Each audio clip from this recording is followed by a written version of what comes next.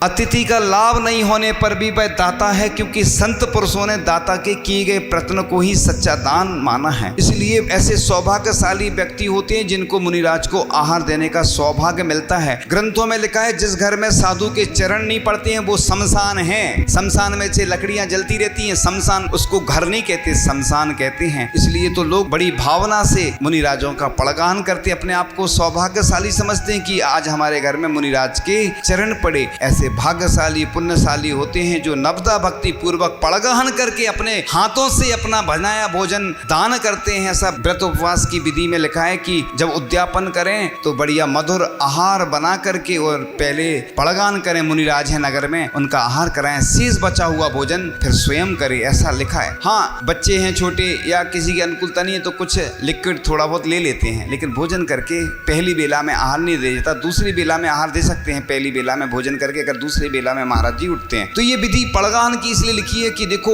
ऐसा लिखा है कि त्रिंच भी है ना, भोग भूमि जाता है आहार दान के निमित्त से वह अनुमोदना करता है। अनुमोदना ग्रस्तों को नहीं लिखी है जिनको सफेद दाग हैं, जो समाज से प्रतिबंधित हैं, बंद हैं, या कोई बीमारी है, परेशानी है, जो शुद्धि में नहीं है, या कोई और अन्य समस्या है, सिर्फ उनको मना है आहार दान को। बीमारी है जैसे बुखार आदि आ रहा है, सर्दी हो रही है, कोई घाव है, ऐसे लोगों को बस जिनको मना है उनको छोड़ के बाकी अपन को प्रतिदिन पड़गाहन करना चाहिए। सिर्फ अक्षय तृतीया पे नहीं लिखा है शास्त्रों में कि अक्षय तृतीया के दिन पड़गाहन करो। अपन प्रतिदिन अगर शुद्ध भोजन बनाते हैं तो अपने दरवाजे पे आकर के पड़गाहन कर सकते हैं। उससे 3 कम 9 करोड़ मुनिराजों में से जितने मुनिराज हैं उनको पड़गाहन करने का पुण्य उसके खाते में जाता है। पड़गाहन करने से भी पुण्य का बंद होता है, कर्मों की निर्जरा होती है। ऐसा नहीं सोचना कि ये लोग क्या नाटक कर रहे हैं, खड़े हैं। अक्षय तृतीया वर्ष में एक बार आती है तो उस दिन तो पूरे देश में सभी लोग पड़गाहन करते हैं, लेकिन प्रतिदिन जो करता है महापुण्यशाली और भाग्यशाली है, क्योंकि उसके दान की अनुमोदना करने के लिए पंच आश्चर्य होते हैं।